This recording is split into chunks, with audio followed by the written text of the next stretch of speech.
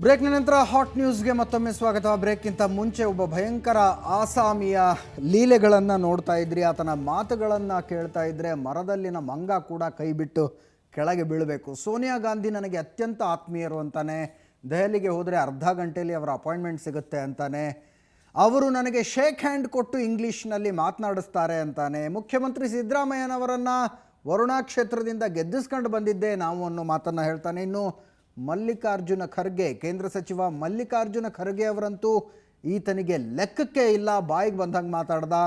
ಎಷ್ಟು ಕೆಟ್ಟದಾಗಿ ಮಾತಾಡ್ದ ಅಂದರೆ, ಈತ ಮಲ್ಲಿಕಾರ್ಜುನ ಖರ್ಗೆ ಅವರ ಬಗ್ಗೆ ಮಾತನಾಡಿದ್ದನ್ನು ನಾವು ಬೀಪ್ ಸೌಂಡ್ ಹಾಕಿ ಪ್ರಸಾರ ಮಾಡಬೇಕಾಗಿ ಬಂತು. ಹೆಚ್ಚಿನ ಮಾಹಿತಿ ಕೊಡೋದಕ್ಕೆ ನಮ್ಮ ಮೈಸೂರು ರಿಪೋರ್ಟರ್ ಸೋಮಶೇಖರ್ ನೇರ ಸಂಪರ್ಕದಲ್ಲಿದ್ದಾರೆ ಮೈಸೂರು ಸ್ಟುಡಿಯೋಯಿಂದ. ಸೋಮಶೇಖರ್, ಭಯಂಕರ ಆಸಾಮಿನೇ ಬಲೆಗೆ ಹಾಕಿದಿರಿ. ಎಲ್ಲಿ ಸಿಕ್ಕ ಇವನು ನಿಮಗೆ?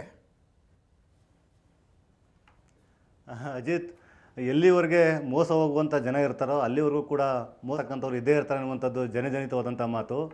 ಮೈಸೂರಿನಲ್ಲಿ ಯುವಕ ಯುವತಿಯರಿಗೆ ಕೆಲಸ ಕೊಡಿಸಿ ವಂಚನೆ ಮಾಡ್ತಾ ಇರ್ತಕ್ಕಂಥ ಒಂದು ಪ್ರಕರಣ ಭಾಳ ದೊಡ್ಡ ಮಟ್ಟದಲ್ಲಿ ನಡೀತಾ ಇದೆ. ಇದನ್ನು ಬಯಲಿಗೆ ಎಳಿಲೇಬೇಕು ಅಂತೇಳಿ ಸುವರ್ಣ ನ್ಯೂಸ್ ಭಾಳ ದಿನಗಳಿಂದ ವಂಚಾಗ್ತಾಯಿತ್ತು.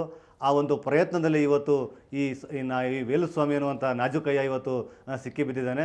ಈತ ಮೂಲತಃ ಮೈಸೂರು ಜಿಲ್ಲೆ ಟಿ ನರಸೀಪುರದವನು. ಇವನು, ಈತನ ಹೆಸರು ವೇಲುಸ್ವಾಮಿ ಅಂತ. ಈತ ಯಾವ ಮಟ್ಟಿಗೆ ಅಂದರೆ ಇವನೊಬ್ಬ ಕಾಂಗ್ರೆಸ್ನ ಸಾಮಾನ್ಯ ಕಾರ್ಯಕರ್ತ ಈತ.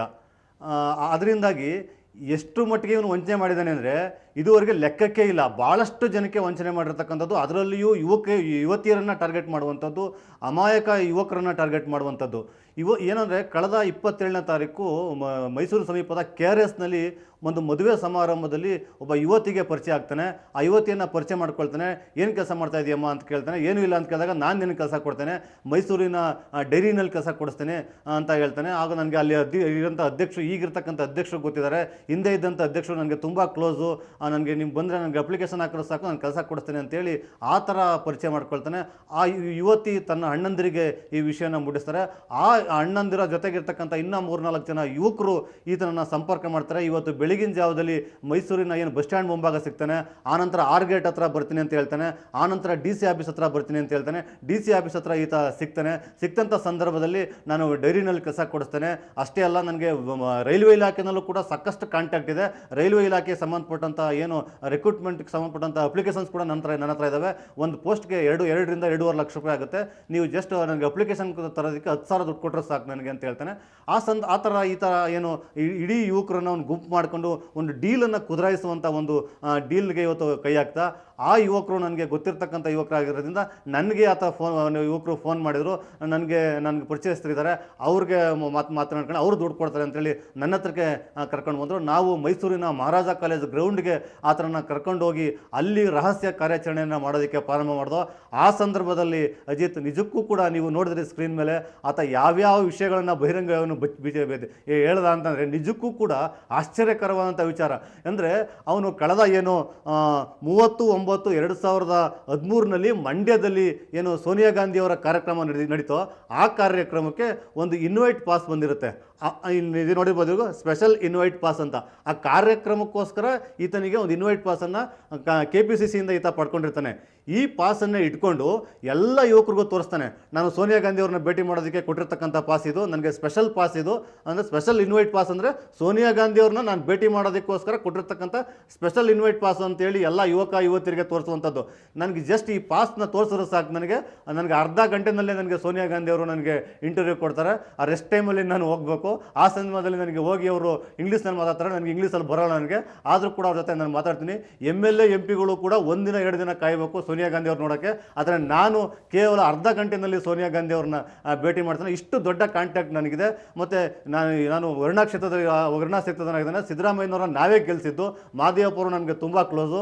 ಹಂಗಾಗಿ ಯಾವ ಕೆಲಸ ಬೇಕಾದ್ರೂ ಮಾಡ್ಕೊಡ್ತೀವಿ. ಅದು ನೀವು ಆಗಲೇ ಹೇಳಿದ್ರಿ, ಏನು ಕೇಂದ್ರದ ರೈಲ್ವೆ ಸಚಿವರಾದಂಥ ಮಲ್ಲಿಕಾರ್ಜುನ ಖರ್ಗೆ ಅವ್ರ ಬಗ್ಗೆ ಯಾವ ರೀತಿ ಮಾತಾಡ್ದ ಅಂತ ಹೇಳಿದ್ರೆ ನಿಜಕ್ಕೂ ಕೂಡ ಅದೊಂಥರ ಒಂದು ಅಸಹ್ಯಕರವಾದಂಥ ಮಾತುಗಳನ್ನ ಹಾಡಿ ಈತ ನಾನು ಏನು ಸಾಮಾನ್ಯ ಅಂತ ಅನ್ಕೊಂಡಿದ್ರೆ, ನಾನು ಆರ್ಡಿನರಿ ಮ್ಯಾನ್ ಅಲ್ಲಪ್ಪ, ನಾನು ಏನು ತಿಳ್ಕೊಂಡಿದ್ದೀನಿ ನನ್ನನ್ನು ನೀವು ಅಂತೇಳಿ ಮಾತಾಡುವಾಗ ಮಧ್ಯದಲ್ಲೊಂದು ಕಡೆ ನಾನು ನಗರಸಭೆಯ ಮಾಜಿ ಅಧ್ಯಕ್ಷ ಅಂತ ಹೇಳಿದ್ದನ್ನು ಕೇಳಿದೆ, ಅದರ ಜೊತೆಗೆ ವಿಧಾನಸೌಧದಲ್ಲಿ ಕಾರ್ಯದರ್ಶಿ ಅಂತ ಹೇಳಿದ್ದನ್ನು ಕೇಳಿದೆ. ಎರಡರಲ್ಲಿ ಯಾವುದಾದ್ರೂ ಒಂದಾದ್ರೂ ಸತ್ಯ ಇದೆಯಾ ಅಂತ?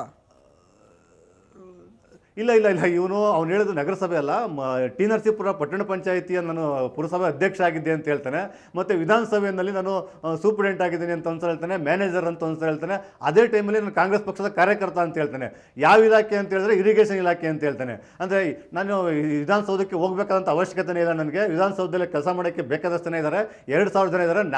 ನನ್ನ ಒಬ್ಬರಿಂದ ಏನಾಗುತ್ತೆ, ನನಗೆ ನಾನು ಹೋಗಿ ಜಸ್ಟ್ ಸೈನ್ ಹಾಕ್ಬಿಟ್ಬರೋದು ಅಷ್ಟೇ. ನನಗೆ ಸಿ ಎಂ ಕಾನ್ಸ್ಟಿಟ್ಯೂನ್ಸಿ ಅಂದರೆ ಏನು ತಿಳ್ಕೊಂಡಿದ್ದೀರಿ? ಜಸ್ಟ್ ನಾವು ಹೋಗ್ಬಿಟ್ಟು ಸಿ ಎಂ ಕಾನ್ಸ್ಟಿಟ್ಯೂನ್ಸಿರಪ್ಪ ಅಂತ ಹೇಳಿದ್ರೆ ಸಾಕು, ನಮ್ಮನ್ನ ಬರೀ ಜಸ್ಟ್ ಸೈನ್ ಹಾಕ್ಸ್ಬಿಟ್ಟು ಕಳಿಸ್ಬಿಡ್ತಾರೆ. ನಾವಿಲ್ಲೆಲ್ಲ ಬಂದು ಈ ಥರ ವ್ಯವಹಾರಗಳು ಮಾಡ್ಕೊಂಡು ಇದು ಮಾಡ್ತೀವಿ. ಈ ಥರ ನಮ್ಗೆ ಯಾವ ಇಲಾಖೆಯಲ್ಲಿ ಬೇಕು ಹೇಳಿ ಚುಟ್ಕೆ ಹೊಡೆಯೋದಲ್ಲಿ ಕೆಲಸ ಕೊಡಿಸಿ ನನಗೆ.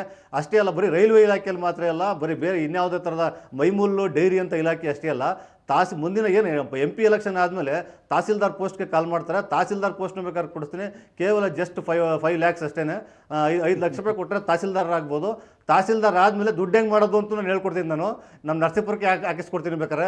ಅಲ್ಲಿ ಸಾಕಷ್ಟು ಮರಳು ಗಣಿಗಾರಿಕೆ ನಡೀತದೆ. ಬರೀ ಮರಳಲ್ಲಿ ಲಾರಿಗಳಲ್ಲಿ ಉಸಿರಿ ಮಾಡ್ಕೊಂಡ್ರೆ ಸಾಕು, ನೀನು ಕೊಟ್ಟಿರ್ತಕ್ಕಂಥ 5 ಲಕ್ಷ ನಿನಗೆ ಸಿಕ್ಕೋಯ್ತದೆ. ನೀನು ಹೂ ಅಂತ ಹೇಳು, ನೀನೇ ಬರಂಗಿದ್ದಾರೆ ಬಾ ಅಂತೇಳಿ ನನಗೇನೆ ಆಫರ್ ಮಾಡಿದಂಥ ಒಂದು ಪ್ರಸಂಗ ಕೂಡ ನಡೀತು. ಈ ರೀತಿಯಾಗಿ ಸೋಮಶೇಖರ್, ನಿಮ್ಮ ಈ ಎಲ್ಲ ಮಾಹಿತಿಗಾಗಿ ಸ್ವಲ್ಪ ಹೊತ್ತಿನಲ್ಲಿ ನಮ್ಮ ಜೊತೆಗೆ ಈತನನ್ನು ಹಿಡಿದು ಹಾಕಿದಂಥ ಚಂದ್ರಪ್ಪ ಅನ್ನುವಂಥವರು ಕೂಡ ನೇರ ಸಂಪರ್ಕದಲ್ಲಿರ್ತಾರೆ. ಒಟ್ಟಿನಲ್ಲಿ ವೇಲುಸ್ವಾಮಿ ತನ್ನ ಅಂಗಡಿ ಎದುರಿಗೆ ರೇಟ್ ಬೋರ್ಡ್ ಇಟ್ಕೊಂಡು ಕೂತ್ಕೊಂಡಿದ್ದಾನೆ. ಎಂತೆಂಥ ಪೋಸ್ಟಿಗೆ ಎಷ್ಟೆಷ್ಟು ಹಣ ಅನ್ನೋದು, ರೈಲ್ವೆಯಲ್ಲಿ ಲೋಕೋ ಪೈಲಟ್ ಹುದ್ದೆಗೆ 2.5 ಲಕ್ಷ ರೂಪಾಯಿ ಕೊಟ್ಟರೆ ಕೆಲಸ ಆಗುತ್ತೆ ಅಂತ ಹೇಳ್ತಾನೆ. ಹಾಗೆ ಮಾತು ಮುಂದುವರೆದು, ನೀವು ಸ್ವಲ್ಪ ಹೊತ್ತಿಗೆ ಮುಂಚೆ ಕೇಳಿಸ್ಕೊಂಡ್ರಿ ಅಂತ ಅಂದ್ಕೊಳ್ತೀನಿ, IAS IPS ಇದ್ದರೂ ಕೂಡ ನಾನು ಮಾಡಿಸ್ಕೊಡ್ತೀನಿ ಅಂತಾನೆ. ತಹಶೀಲ್ದಾರ್ ಹುದ್ದೆ ಬೇಕಾ, ಮಾಡಿಸ್ಕೊಡ್ತೀನಿ ಅಂತಾನೆ. 5 ಲಕ್ಷ ರೂಪಾಯಿ ಕೊಟ್ಟರೆ ತಹಶೀಲ್ದಾರ್ ಮಾಡ್ತೀನಿ ಅಂತ ನಮ್ಮ ರಿಪೋರ್ಟರ್ ಸೋಮಶೇಖರ್ಗೆ ಆಫರ್ ಕೊಟ್ಟ ಈತ. ನಿಜಕ್ಕೂ ಯಾರಾದರೂ ಅಮಾಯಕರು ಎದುರಿಗೆ ಹೋಗಿ ನಿಂತ್ಕೊಂಡ್ರೆ ಜೇಬಿನಲ್ಲಿದ್ದ ಅಷ್ಟು ದುಡ್ಡನ್ನು ಕೊಟ್ಟು ಈತನನ್ನು ನಂಬಿಕೊಂಡು ಮನೆಗೆ ಬಂದುಬಿಡಬೇಕು. ಅಂಥ ಮಾತಿನ ಆಸಾಮಿ ಈತ. ಸರಿಯಾಗಿ ಮುಖ ನೋಡ್ಕೊಳ್ಳಿ, ಪೊಲೀಸರು ಕರ್ಕೊಂಡು ಹೋಗಿರೋದು ಸತ್ಯ ಆದರೆ ತುಂಬ ಬೇಗ ಜಾಮೀನಿನ ಮೇಲೆ ಹೊರಗೆ ಬರುವಂಥ ಸಾಧ್ಯತೆ ಇರುತ್ತೆ. ಇವರು ಒಂದು ಸಲ ಇಂಥ ಚಟಗಳಿಗೆ, ಈ ರೀತಿಯಾದಂಥ ಮೋಸದ ದಂಧೆಗೆ ಅಂಟ್ಕೊಂಡವರು ಅದರಿಂದ ಹೊರಗೆ ಬರೋದು ಬಹಳ ಕಷ್ಟ. ಒಂದು ಸಲ ಈತನ ಮುಖವನ್ನು ಸರಿಯಾಗಿ ನೋಡ್ಕೊಳ್ಳಿ. ಹೆಸರು ವೇಲುಸ್ವಾಮಿ, ಟಿ ನರಸೀಪುರ ಪಟ್ಟಣದವನು, ಮೈಸೂರು ಜಿಲ್ಲೆಯ ಟಿ ನರಸೀಪುರ ಪಟ್ಟಣದವನು. ಮೈಸೂರು ಸ್ಟುಡಿಯೋಯಿಂದಾನೆ ಚಂದ್ರಪ್ಪ ಅನ್ನುವಂಥವರು ನಮ್ಮ ಜೊತೆ ನೇರ ಸಂಪರ್ಕದಲ್ಲಿದ್ದಾರೆ. ಈತನನ್ನು ಬಂಧಿಸುವಲ್ಲಿ, ಹಿಡಿದು ಹಾಕುವಲ್ಲಿ, ಈತನನ್ನು ಪೊಲೀಸರ ವಶಕ್ಕೆ ಒಪ್ಪಿಸೋದ್ರಲ್ಲಿ ಪ್ರಮುಖ ಪಾತ್ರವನ್ನು ನಿರ್ವಹಿಸಿದಂಥವರು. ಹೇಳಿ ಚಂದ್ರಪ್ಪ ಅವರೇ, ಯಾವ ರೀತಿಯಾಗಿ ಇವನು ನಿಮ್ಮ ಸಂಪರ್ಕಕ್ಕೆ ಬಂದ, ಏನಂತ ಮಾತಾಡ್ದ ಇವನು? ಸರ್ ನಮಸ್ಕಾರ. ಇವನು ಪಾರ್ಟಿ ಬಂದ್ಬಿಟ್ಟು ನಮಗೆ 27ನೇ ತಾರೀಕು ನಮ್ಮ ಸ್ನೇಹಿತನ ತಂಗಿ ಮದುವೆಗೆ ಅಂತ ಈ KRSಗೆ ಹೋಗಿರ್ತಾರೆ. KRSಗೆ ಹೋದ್ಮೇಲೆ ಅಲ್ಲೇನಾಗುತ್ತೆ, ಇವನು ಅಪರಿಚಿತನಾಗಿ ಪರಿಚಯ ಆಗ್ತಾನೆ. ಅವರ ಎಲ್ಲ ವಿದ್ಯಾಭ್ಯಾಸವನ್ನು ತಿಳ್ಕೊಂಬಿಟ್ಟು ಇವ್ನಿಗೇನು ಮಾಡ್ತಾರೆ ಅಂತಂದರೆ, ನಿಮಗೆ ಕೆಲಸ ಕೊಡಿಸ್ತೀನಿ, ನನಗೆ CM ಪರಿಚಯ ಇದ್ದಾರೆ, ಸೋನಿಯಾ ಗಾಂಧಿ ಪರಿಚಯ ಇದ್ದಾರೆ, ರಾಹುಲ್ ಗಾಂಧಿ ಪರಿಚಯ ಇದ್ದಾರೆ ಅಂದ್ಬಿಟ್ಟು ಸುಮ್ಮನೆ ಏನೇನೋ ಬುಲ್ಡೆ ಬಿಟ್ಟು ಹೊರಟೋಗ್ತಾನೆ. ಅವ್ರ ಹತ್ರ ನಮ್ಮ ಫ್ರೆಂಡ್ ತಂಗಿ ಹತ್ರನೂ ನಂಬರ್ ಕೇಳ್ತಾನೆ. ನಂಬರ್ ಅವರೇ ಮಾಡ್ತಾರೆ, ನಮ್ಮ ಫ್ರೆಂಡ್ ನಂಬರ್ ಕೊಟ್ಬಿಡ್ತಾರೆ, ನಮ್ಮ ಅಣ್ಣ ಹತ್ರ ಮಾತಾಡಿ ಅಂತ. ಅವನು ನನಗೆ ಮೊನ್ನೆ ದಿವಸನೇ ಫೋನ್ ಮಾಡಿದಾಗ ನಮಗೆ ಅವ್ರು ಏನಂದ್ರು ಅಂತಂದರೆ, ಬನ್ನಿ ಆಲಿನ್ ಡೈರಿ ಹತ್ರ ಕಾಯ್ತಾ ಇದ್ದೀನಿ ಅಂತ. ಆಲಿನ್ ಡೈರಿ ಹತ್ರ ಹೋದೆ, ಅಲ್ಲಿಲ್ಲ, 6 ಗೇಟ್ ಹತ್ರ ಇದ್ದಾನೆ. 6 ಗೇಟ್ ಹತ್ರ ಹೋದೆ, ಮಧ್ಯಾಹ್ನ 12ವರೆಗೆ ಅಲ್ಲಯ್ಯ ಡ್ರಿಂಕ್ಸ್ ಮಾಡ್ಕೊಂಡು ಕೂತಿದ್ದ. ತದನಂತರ ನಮ್ಮನ್ನು ಕರ್ಕೊಂಡು ಹೋದ ಡೈರಿ ಹತ್ರ ಅಧ್ಯಕ್ಷರ ಪರಿಚಯ ಇದ್ದಾರೆ ಅಂದ. ಅಧ್ಯಕ್ಷ ಯಾರು ಪರಿಚಯ ಇಲ್ಲ. ನನಗೆ ಏನಂತಂದ ಆಫರ್ ಕೊಟ್ಟ, 2.5 ಲಕ್ಷ ಕೊಟ್ಟರೆ ನಿಮಗೆ ರೈಲ್ವೆ ಡಿಪಾರ್ಟ್ಮೆಂಟ್ ಆಗಿರ್ಬೋದು, ಪೋಸ್ಟ್ ಆಫೀಸ್ ಡಿಪಾರ್ಟ್ಮೆಂಟ್ ಆಗಿರ್ಬೋದು, ಆಲಿನ್ ಡೈರಿ ಯಾವುದೇ ಗೌರ್ಮೆಂಟ್ ಕೆಲಸನಾದರೂ ನಾನು ಮಾಡಿಸ್ಕೊಡ್ತೀನಿ, ಅದ್ರ ಬಗ್ಗೆ ತಲೆ ಕೆಡಿಸ್ಕೋಬೇಡಿ, ಈಗ ತಕ್ಷಣಕ್ಕೆ 50,000 ನೀವು ಅಡ್ವಾನ್ಸ್ ಕೊಡಬೇಕು ಅಂದ. ಆಯಿತು ಕೊಡೋಣ, ಫಸ್ಟ್ ನೀವೆಲ್ಲ ಕೆಲಸ ಮಾಡಿಸಿದ್ಬಿಟ್ಟು ಸಾಯಂಕಾಲ 5 ಗಂಟೆವರೆಗೆ ಕಾದು ನಾನು, ನನ್ನ ಫ್ರೆಂಡು, ನಮ್ಮ ತಂಗಿ ಎಲ್ಲ ವಾಪಸ್ ಬಂದು ಇವತ್ತು ಬೆಳಗ್ಗೆ ಫೋನ್ ಮಾಡ್ದೆ. ಮತ್ತೆ ಬಡ ಹೆಣ್ಮಕ್ಳು ಯಾರ ಇದ್ದರೆ ಒಂದು 10 ಜನ ಕರ್ಕೊಂಬನ್ನಿ, ಅವ್ರಿಗೆ ಎಲ್ಲ ಸೌಕರ್ಯವನ್ನು ಮಾಡಿಕೊಡ್ತೀನಿ, ನಾನು ಗೌರ್ಮೆಂಟ್ ಕೆಲಸ ಕೊಡಿಸ್ತೀನಿ ಅಂತಂದ. ಆದರೂ ನಾನು ಓದೆ, ಬೆಳಗ್ಗೆ ಫೋನ್ ಮಾಡಿದ, ನಾನು ಓದೆ. ಇವ್ನು ಗೊತ್ತಾಯ್ತು ನನಗೆ, ಇವನು ಪಕ್ಕ 420 ಇದ್ದಾನೆ ಇವನು ಅಂತ. ಸಬರ್ ಬಸ್ ಸ್ಟ್ಯಾಂಡ್ಗೆ ಹೋದೆ. ಸಬರ್ ಬಸ್ ಸ್ಟ್ಯಾಂಡಿಂದ DC ಆಫೀಸ್ ಹತ್ರ ಬಂದಿನಿಂದ ಮತ್ತೆ ರೈಲ್ವೆ ಸ್ಟೇಷನ್ ಹತ್ರ ಇದ್ದೀನಿಂದ. ರೈಲ್ವೆ ಸ್ಟೇಷನಿಂದ ಬರುವಾಗ ಅವನು 2 ಹುಡುಗಿಯರ ಜೊತೆಯಲ್ಲಿ ಇಟ್ಕೊಂಡು ಬಂದಿದ್ದ ಅವನು. ಆಮೇಲೆ ನಾನು ನೋಡಿದೆ, ಇವರು ಇದು ಬಂದಿಲ್ಲ ಅಂತಂದ್ಬಿಟ್ಟು ನಾನು ಹೇಳಿದೆ, ಬಂದ್ರನಪ್ಪ ಹುಡುಗರಲ್ಲವ, 50,000 ಕೊಡ್ತಾರೆ ಅಂದರು. ಸರ್ 10 ಜನನು 50,000 ಕೊಡ್ತಾರೆ, 5 ಲಕ್ಷ ಆಗುತ್ತೆ, ನೀವೆಲ್ಲ ಡಾಕ್ಯುಮೆಂಟ್ಸನ್ನ ಎಲ್ಲ ಕರೆಕ್ಟಾಗಿ ಮಾಡಿಕೊಡ್ಬೇಕು ಅಂತ. ಆಯಿತು ಮಾಡ್ಕೊಡ್ತೀನಿ, ಏನು ತಲೆ ಕೆಡಿಸ್ಕೊಬೇಡಿ ಅಂತ ಹೇಳ್ಬಿಟ್ಟು ನಮಗೆಲ್ಲ ಇದು ಮಾಡ್ತಾಯಿದ್ದು. ನನಗೆ ಡೌಟ್ ಬಂದಾಗ ನಮ್ಮ ಸುವರ್ಣ ನ್ಯೂಸ್ ಅವ್ರಿಗೆ ಫೋನ್ ಮಾಡಿಬಿಟ್ಟು, ಈ ಥರ ಇದೆ ಸರ್ ಅಂತ ನಮ್ಗೆ ಗೊತ್ತಿರೋದ್ರಿಂದ ಅವ್ರು ಬಂದ್ಬಿಟ್ಟು ಎಲ್ಲ ಕಾರ್ಯಾಚರಣೆಯನ್ನು ರಾಶಿಯಾಗಿ ಅವನ್ನ ಬೆಳಗ್ಗೆ 10 ಗಂಟೆಯಿಂದ ಶುರುವಾಗಿರೋಂಥ ಕಾರ್ಯಾಚರಣೆ ಇವತ್ತು ಸಾಯಂಕಾಲ 5 ಗಂಟೆವರೆಗೆ ಮುಗೀತು. ಅವ್ನು ಹೇಳೋಂಥ ಮಾತುಗಳು ಎಲ್ಲ ಯುವತಿಯರು, ಬರೀ ಬಡತನದ ಯುವತಿಯರನ್ನ, ಕಷ್ಟದಲ್ಲಿರೋಂಥ ಯುವತಿಯರನ್ನ ಟಾರ್ಗೆಟ್ ಒಂದು.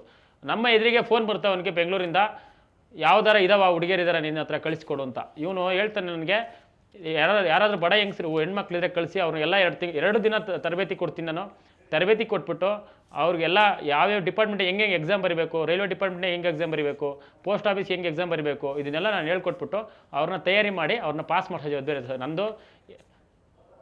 ಇದಕ್ಕೆ ರೈಲ್ವೆ ಡಿಪಾರ್ಟ್ಮೆಂಟ್ಗೆ 2.5 ಲಕ್ಷ ಅಂತೆ, ತಹಶೀಲ್ದಾರ್ಗೆ 5 ಲಕ್ಷ ಅಂತೆ, ಮಿಲ್ಕ್ ಡೈರಿಗೆ 2.5 ಲಕ್ಷ ಅಂತೆ. ಎಲ್ಲಿ ಬೇಕಾದ್ರೂ ಮೀಟ್ ಮಾಡಿಸ್ತೀನಿ, ಯಾರು ಬೇಕಾದ್ರೂ ಮೀಟ್ ಆಗ್ತೀನಿ ಅಂದ್ಬಿಟ್ಟು ಇದು ಮಾಡ್ದೆ. ಯಾಕೆಂದ್ರೆ ಅದರಿಂದ ನಮಗೆ ಡೌಟ್ ಬಂತು, ಇವನ ಬಗ್ಗೆ ಏನಿದೆ, ಇವನು ಯಾಕೆ ಹಿಂಗೆ ಮಾಡ್ತಾವನೆ ಅಂತ ಅಂದ್ಬಿಟ್ಟು. ಅದೇ ಥರ ಬೇರೆ ಹೆಣ್ಮಕ್ಳಿಗೆ ಯಾರಿಗೂ ಈ ಥರ ಆಗಬಾರ್ದು, ಖಂಡಿತವಾಗಿ ನಿಮ್ಮ ಕಳಕಳಿ ನಮಗೆ ಅರ್ಥ ಆಗುತ್ತೆ ಚಂದ್ರಪ್ಪ. ಅಭಿನಂದನೆಗಳು ನಿಮಗೆ. ಒಬ್ಬ ನಯವಂಚಕನನ್ನ ಅರೆಸ್ಟ್ ಮಾಡೋದರಲ್ಲಿ ಪೊಲೀಸರಿಗೆ ಸಹಾಯ ಮಾಡಿದಿರಿ. ಸುವರ್ಣ ನ್ಯೂಸ್ ವತಿಯಿಂದ ಕೂಡ ನಿಮಗೆ ಅಭಿನಂದನೆಗಳು. ಒಟ್ಟಿನಲ್ಲಿ ವೇಲುಸ್ವಾಮಿ ಅರೆಸ್ಟ್ ಆಗಿದ್ದಾನೆ, ಸದ್ಯಕ್ಕೆ ಮೈಸೂರು ಪೊಲೀಸರ ವಶದಲ್ಲಿದ್ದಾನೆ. ಈತನಿಂದ ಮೋಸ ಹೋಗಬಹುದಾದಂಥ ಅನೇಕರ ಬದುಕುಗಳು ಉಳಿದಿವೆ. ಎಲ್ಲೋ ಒಂದು ಕಡೆ ಈತನ ಕೈ ಕೇವಲ ನೌಕರಿ ಕೊಡಿಸುವಂಥ ವಂಚನೆಯಲ್ಲಿ ಮಾತ್ರ ಇಲ್ಲ ಅಂತ ಅನಿಸುತ್ತೆ. ಹೆಣ್ಣು ಮಕ್ಕಳನ್ನು ಟಾರ್ಗೆಟ್ ಮಾಡೋದನ್ನು ನೋಡ್ತಾ ಇದ್ರೆ ಯಾವುದಕ್ಕೂ ಮೈಸೂರು ಪೊಲೀಸರು ಶ್ರೀಯುತ ವೇಲುಸ್ವಾಮಿ ಅವರನ್ನು ಸರಿಯಾಗಿ ವಿಚಾರಿಸಿಕೊಳ್ಳಲಿ ಅಂತ ಹೇಳ್ತಾ ನೆಕ್ಸ್ಟ್ ಸ್ಟೋರಿ. 2 ದಿನಗಳಿಂದ ದೆಹಲಿಯಿಂದ ಯಾವುದೇ ಸುದ್ದಿ ಇರಲಿಲ್ಲ ಹಾಟ್ ನ್ಯೂಸ್ನಲ್ಲಿ. ಆದರೆ ಇವತ್ತು ನಿಜಕ್ಕೂ ಹಾಟ್ ಅನ್ನುವಂಥ 2 ಸುದ್ದಿಗಳಿವೆ. ರಾಹುಲ್ ಗಾಂಧಿ ತಮ್ಮ ಸಂದರ್ಶನದಲ್ಲಿ ಹೇಳಿದರು, ಬಹುಶಃ ಸಿಖ್ಖರ ನರಮೇಧದಲ್ಲಿ ಕೆಲವು ಕಾಂಗ್ರೆಸ್ಸಿಗರು ವಹಿಸಿರಬಹುದು ಅನ್ನುವಂಥದ್ದು. ಅದರ ಪ್ರತಿಧ್ವನಿ ಸಿಖ್ ಕಮ್ಯುನಿಟಿಯಲ್ಲಿ ಕೇಳಿ ಬರ್ತಾ ಇದೆ. ಇವತ್ತು ದೆಹಲಿಯಲ್ಲಿ ಸಿಖ್ಖರು ರಸ್ತೆಗಿಳಿದು ಪ್ರತಿಭಟನೆಯನ್ನು ಮಾಡಿದ್ರು.